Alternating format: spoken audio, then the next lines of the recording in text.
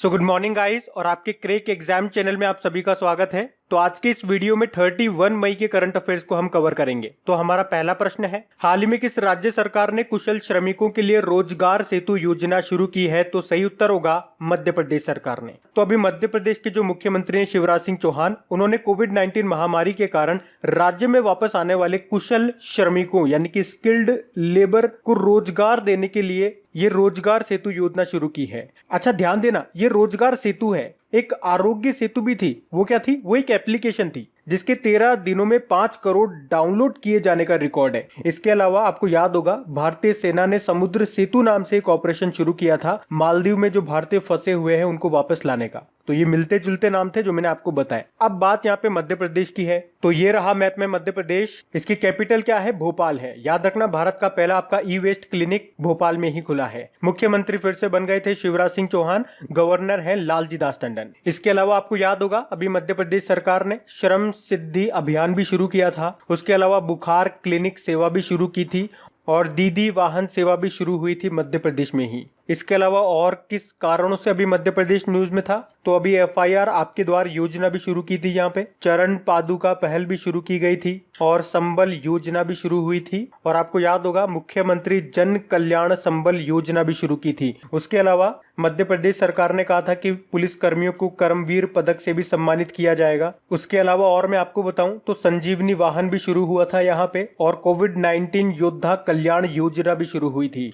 उसके अलावा जीवन अमृत योजना भी शुरू की गई थी और उसी से मिलती जुलती एक थी जीवन शक्ति योजना। उसके अलावा मिड डे मील राशन देने वाला पहला राज्य बना था आपका मध्य प्रदेश। उसके अलावा रेडियो स्कूल भी शुरू हुआ था मध्य प्रदेश में ही। एक नमस्ते ओरछा महोत्सव आपका मनाया जाता है कहाँ पे? मध्य प्रदेश में, ये भी याद रखना। और देश का पहला और दुनिया का दूसरा इन्फेंट्री म्यूजियम ये कहाँ पे खुलेगा? ये आपके मध्य प्रदेश के इंदौर में खुलेगा। साथ में याद रखना मध्य भारत का पहला मेगा फूड पार्क कहाँ पे बना है? तो मध्य प्रदेश के देवास में ही बना है। कुछ नेशनल पार्क की बात कर ले तो बांधवगढ़ नेशनल पार्क है यहाँ पे। ये रॉयल बंगाल टाइगर की सबसे बड़ी आबादी के लिए जाना जाता है। कान्हा नेशनल पार्क आपका यहाँ पर है। पेंच नेशनल पार्क है। पन्ना नेशनल पार्क यहाँ पर है। सतपुड़ा नेशनल पार्क हो गया, माधव नेशनल पार्क हो गया, वन विहार नेशनल पार्क हो गया, ये सब यहाँ पर है। एक और है, एक संजय नेशनल पार्क भी यहाँ पर है। याद रखना एक संजय गांधी नेशनल पार्क भी है लेकिन वो महाराष्ट्र का है। तो इन सब कारण से भी मध्य प्रदेश न्यूज पे था। तो ये सारे पॉइंट याद रखना। बढ़ते आगे।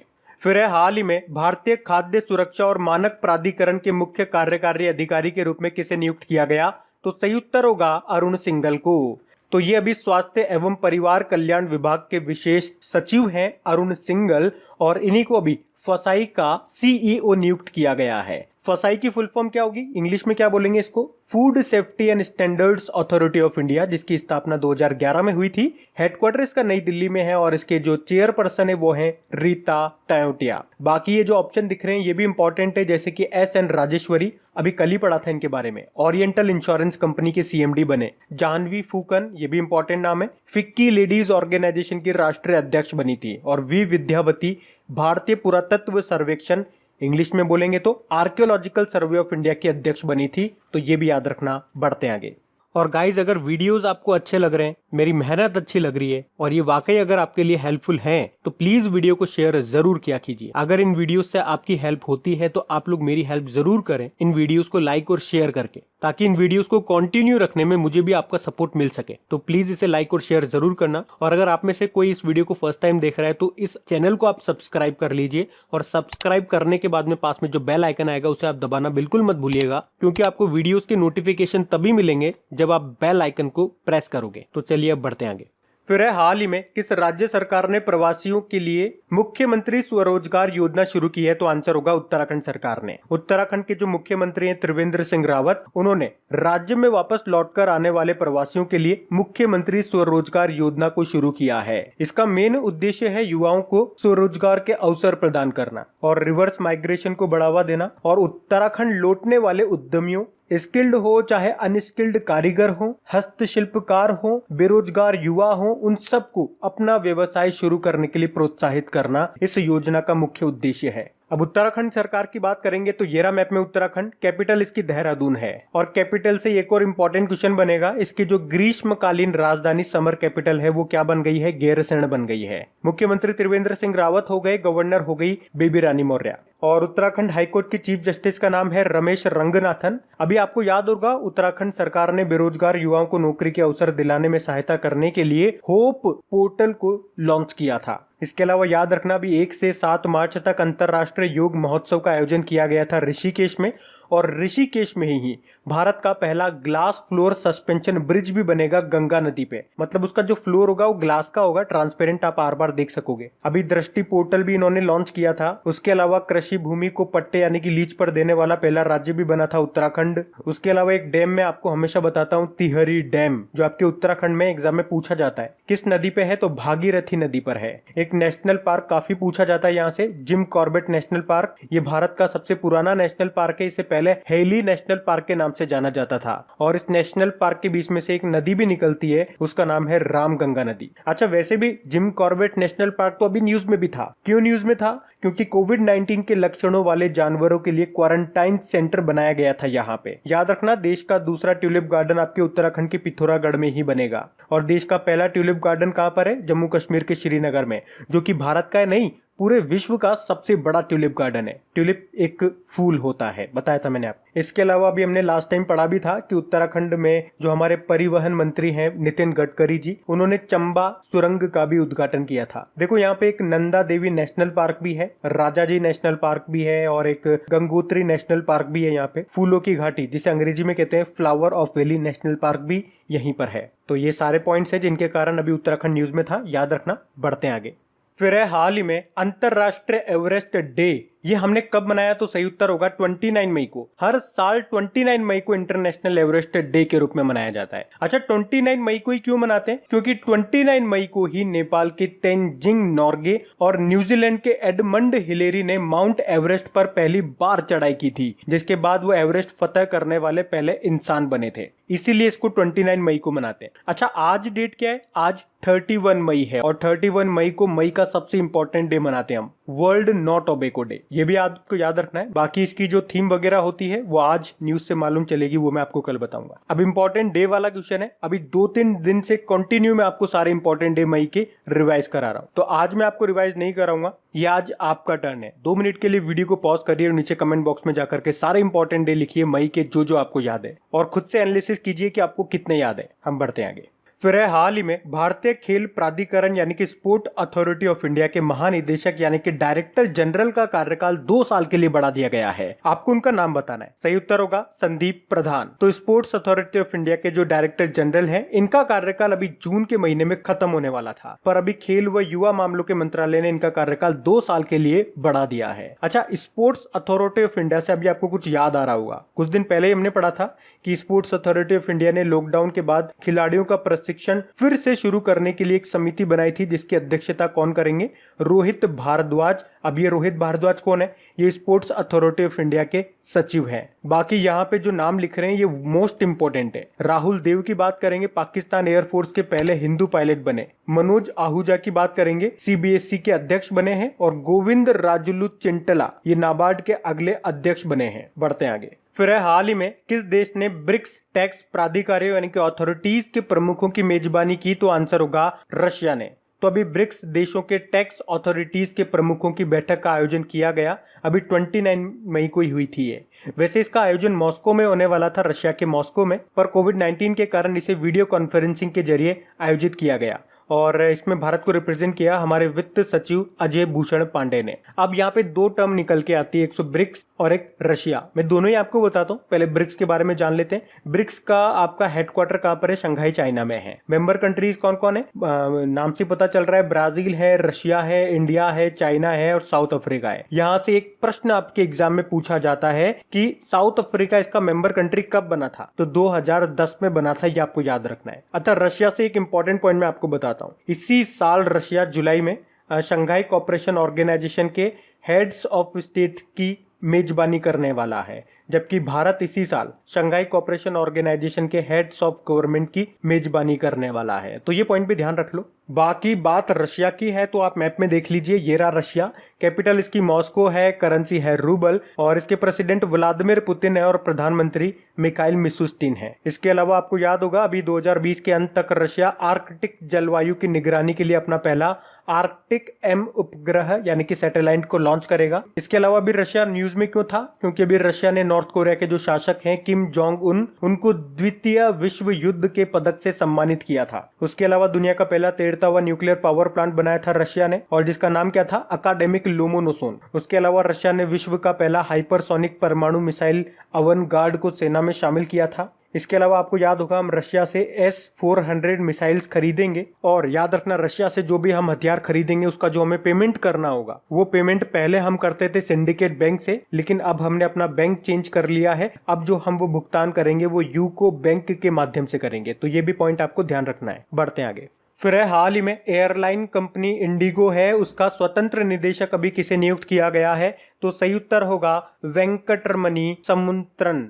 तो अभी वेंकटरमणि समुद्रन को एयरलाइन कंपनी है इंडिगो उसका स्वतंत्र निदेशक नियुक्त किया गया है। तो इनका नाम आपको याद रखना है। बाकी थियरी डेलापोर्ट की बात करेंगे, अभी कल परसों ही पढ़ा था, विप्रो के CMD नियुक्त किया गया इनको। मार्कोस ट्रायजो की बात करेंगे तो न्यू डेवलपमेंट बैंक के अगले अध्यक्ष चुना गया इनको। और कार्मेन रेनहार्ट ये वर्ल्ड बैंक की नई चीफ इकोनॉमिस्ट बनी है। तो ये नाम अभी न्यूज में थे तो आपको याद रखने हैं। बाकी इंडिगो एयरलाइन की बात करेंगे, इसकी स्थापना 2006 में हुई थी। इसका हेडक्वार्टर कहां पर है? गुरुग्राम हरियाणा में है। बढ़ते हैं आगे।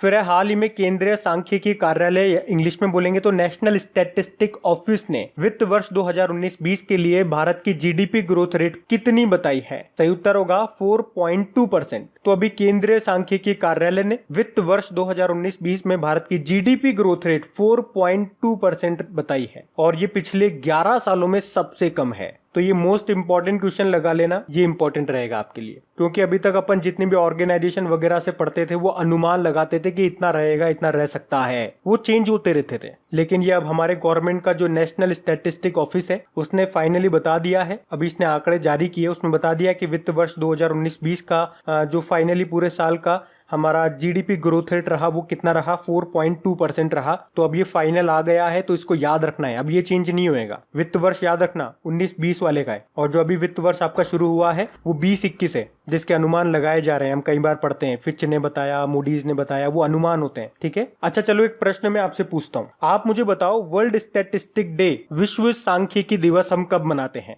और मैं आपको रियली में बता रहा हूं, अगर डेली करंट अफेयर्स का रिवीजन वाला वीडियो आप हमारा देखते होंगे जहां पे डेली में आपको 52 क्वेश्चंस का रिवीजन कराता हूं, जिसमें 20 करंट अफेयर्स के क्वेश्चन होते हैं जो पुराने महीने के होते हैं, पिछले दिन के 12 क्वेश्चन का रिवीजन कराता हूं, 10 स्टैटिक क्वेश्चन रिवीजन कराता हूं और लास्ट में 10 डेज का रिवीजन करवाता हूं। तो वहां मैंने कई बार आपको ये प्रश्न पढ़ाया है। तो आप मुझे बताओ वर्ल्ड स्टैटिस्टिक डे कब मनाते हैं? चलो ये मैं आपको बता देता हूं। पहले तो इसकी स्पेशल बात ये याद रखना कि ये हर साल नहीं मनाया जाता है, ये हर 5 साल में मनाते हैं। जैसे 2010 में मनाया, 2015 में, अब 2020 में मनाएंगे। तो कब मनाते हैं? 20 अक्टूबर को।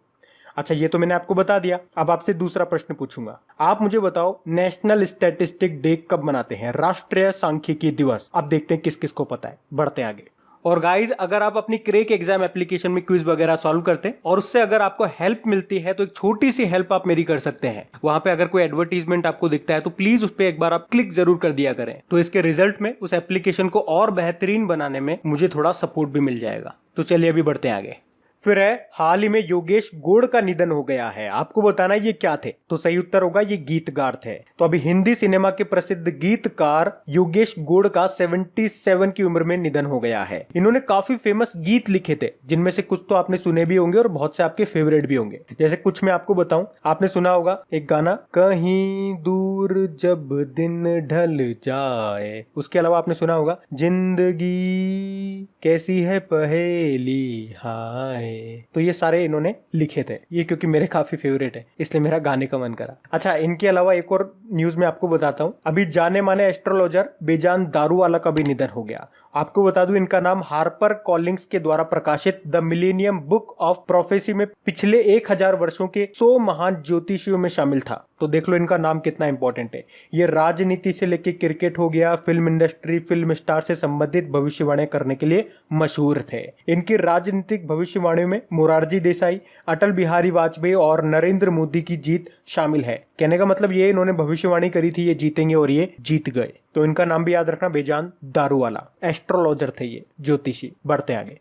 फिर है, हाल ही में अग्निप्रस्थ नामक मिसाइल पार्क की नींव किस नौसेना के जहाज में रखी गई है? सही उत्तर होगा आईएनएस कलिंग। तो अभी युद्धपोत आईएनएस कलिंग पर मिसाइल पार्क अग्निप्रस्थ को स्थापित करने के लिए आधारशिला यानी कि फाउंडेशन स्टोन रखा गया है। तो इस पार्क में बेकार हो चुकी जो चीजें होती है उससे मिसाइलें बना करके वहां पे लगाया जाएगा ताकि स्कूली बच्चे और नौसैनिक परिवार इन मिसाइलों को देख पाएंगे। अच्छा, अभी आपको याद होगा भारतीय नौसेना ने नवरक्षक नाम से एक स्वदेशी रूप से निर्मित पीपीई किट भी बनाया था। तो ये भी अभी न्यूज में था, पॉइंट मैंने आपको पढ़ाया भी था। बाकी हमारे नेवल चीफ का नाम क्या है? करमबीर सिंह है। और अगर मैं पूछूं आपसे हमारे एयर चीफ मार्शल कौन है, तो राकेश कुमार सिंह भदौरिया है। और आर्मी चीफ का नाम है मनोज मुकुंद नरवणे। बढ़ते आगे। और गाइज आप लोगों को बता दूं, अगर आप में से कोई स्टूडेंट मंथली वाला वीडियो हमारा देखते हैं तो मई वाले महीने का 3rd वाला पार्ट आज शाम को आएगा, शाम को 6 बजे। तो मंथली वीडियोस अगर आप देखते हैं तो शाम को 6 बजे हम मिलते हैं। और प्लीज इन वीडियोस को आप अपने दोस्तों के साथ में शेयर जरूर कर दिया करो ताकि मेरा मोटिवेशन बढ़ना ना इसी तरीके से। अभी बढ़ते हैं आगे। फिर है, हाल ही में वाडा यानी कि वर्ल्ड एंटी डोपिंग एजेंसी ने किरणजीत कौर पर डोपिंग के चलते 4 साल का बैन लगा दिया है। आपको बताना है ये जो किरणजीत कौर है इनका संबंध किस खेल से था, क्या थी ये? तो ये धाविका थी, लंबी दूरी की धाविका थी, लॉन्ग डिस्टेंस रनर थी ये किरणजीत कौर। और अभी वाडा ने प्रतिबंधित दवाओं का सेवन किया, इन्होंने इसी कारण से इन पे 4 साल का प्रतिबंध लगा दिया गया है। इसके अलावा इन्होंने टाटा स्टील कोलकाता में जो गोल्ड मेडल जीता था वो भी वापस ले लिया जाएगा। अच्छा, अभी वाडा से आपको कुछ याद आया होगा, कुछ समय पहले की बात है, इन्होंने भी एक डिस्कस थ्रोवर थी संदीप कुमारी, उन पे भी 4 साल का प्रतिबंध लगा दिया था। सिंपल सा अगर वाडा की बात करेंगे तो एक पॉइंट आपको याद रखना है, इसका हेडक्वार्टर कहां पर है? तो मॉन्ट्रियल कनाडा में है और अध्यक्ष इसके सर क्रेग रीड है। तो वाडा आप काफी बार न्यूज में सुनते होंगे, तो इसका हेडक्वार्टर कम से कम आप याद रख लेना प्लीज। बढ़ते आगे। फिर है, हाल ही में आरबीआई ने बैंक ऑफ इंडिया पे कितने की पेनल्टी लगाई है? तो आंसर होगा 5 करोड़ रुपए की। एक्चुअली में अभी आरबीआई ने 3 बैंकों पे जुर्माना लगाया है। क्यों लगाया है? क्योंकि इन्होंने आरबीआई के जो गाइडलाइंस होती है उनको फॉलो नहीं किया। अच्छा, ऐसा क्या कर दिया इन बैंकों ने? तो आरबीआई से जो बैड लोन्स होते हैं उसके बारे में जानकारी छुपाने की कोशिश की इन बैंकों ने। और वो 3 बैंक कौन कौन से हैं और कितने की पेनल्टी लगी? तो बैंक ऑफ इंडिया तो हमने देख लिया, 5 करोड़ रुपए की पेनल्टी लगी। उसके अलावा एक कर्नाटका बैंक है, 1.2 करोड़ रुपए की पेनल्टी लगाई। और एक सरस्वत कोऑपरेटिव बैंक है, इस पे 3 लाख रुपए की पेनल्टी लगाई। बाकी आरबीआई की अगर बात करेंगे तो सिंपल सा याद रखो, इसका जो स्थापना हुआ था वो कब हुआ था ये याद रख लो आप, क्योंकि ये कई बार जो छोटे लेवल के एग्जाम होते हैं वहां पे डायरेक्ट पूछा गया है। 1 अप्रैल 1935 को। हेडक्वार्टर मुंबई में है, गवर्नर हैं शक्तिकांत दास जो कि 25वें नंबर के हैं। अच्छा, अभी आरबीआई न्यूज में क्यों था? क्योंकि इसने अपनी जो पॉलिसी रेट्स होती है उसको कम कर दिया। मैं आपको एक बार बता देता हूं फिर से, रिवर्स रेट को घटा करके 4% कर दिया था, रिवर्स रेपो रेट को 3.35% कर दिया था, मार्जिनल स्टैंडिंग फैसिलिटी और बैंक रेट को 4.25% कर दिया था, जबकि कैश रिजर्व रेशो को 3% ही रखा है और स्टेचुरी लिक्विडिटी रेशो को 18% ही रखा है। तो ये भी याद रखना। बाकी जो 3 बैंकों की हमने बात की उनके बारे में भी मैं आपको जानकारी दूंगा, कम से कम उनका हेडक्वार्टर और एमडी/सीईओ के नाम याद रख लो। बैंक ऑफ इंडिया की बात करेंगे, हेडक्वार्टर मुंबई में है और एमडी/सीईओ है अतनु कुमार दास। कर्नाटक बैंक की बात करेंगे, हेडक्वार्टर मैंगलोर में है और एमडी/सीईओ है महाबलेश्वर एमएस। और सरस्वत कोऑपरेटिव बैंक के जो हेडक्वार्टर है वो मुंबई में है, इसके जो चेयरमैन है उनका नाम है गौतम ठाकुर। तो ये ध्यान रखना। तो अब बात करेंगे कल के वीडियो में पूछे गए प्रश्न के उत्तर की। तो कल के वीडियो में आपसे पूछा गया था कि न्यू डेवलपमेंट बैंक के अगले अध्यक्ष के रूप में किसे चुना गया? तो सही उत्तर था ऑप्शन ए, मार्कोस ट्राइजो।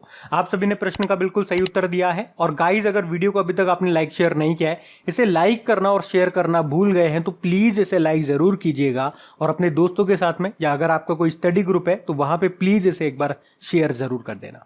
तो गाइज, इन सभी क्वेश्चंस का क्विज बना करके मैंने एप्लीकेशन पे अपलोड कर दिया है। तो अगर आपने वीडियो बिल्कुल ध्यान से देख लिया है तो वहां जाइए और इन सभी क्वेश्चंस का आप प्रैक्टिस लगा लीजिए ताकि ये सारे क्वेश्चंस आपको अच्छी तरीके से याद हो जाए। और जो नए स्टूडेंट इसे पहली बार देख रहे हैं, आपको बता दूं कि क्विज में अब रैंकिंग फीचर भी ऐड हो चुका है। तो अगर आप कम समय में ज्यादा से ज्यादा क्वेश्चन राइट करते हो तो आपका नाम आपके फोटो के साथ टॉप 10 स्टूडेंट्स में आपको दिखाई देगा। आपको ही नहीं, जितने भी लोग क्विज लगाएंगे उन सबको दिखाई देगा कुछ इस तरीके से, ताकि आपको भी एक अंदर से मोटिवेशन मिल सके कि आपको भी यहां तक पहुंचना है, ताकि सब लोग आपको टॉप 10 में देख सकें। और वैसे भी आप तो आपके इन करंट अफेयर्स का रिवीजन करवाने के लिए मैं इसका ऑडियो भी तैयार कर रहा हूं, तो दिन में 4 से 5 मिनट निकाल करके वो आप ऑडियो सुन लीजिए, ताकि आपका इन करंट अफेयर्स का फिर से रिवीजन हो जाए। क्योंकि आपको पता है चीजों को पढ़ना इंपॉर्टेंट है, लेकिन समय समय पर उनका रिवीजन करना बहुत ज्यादा जरूरी है।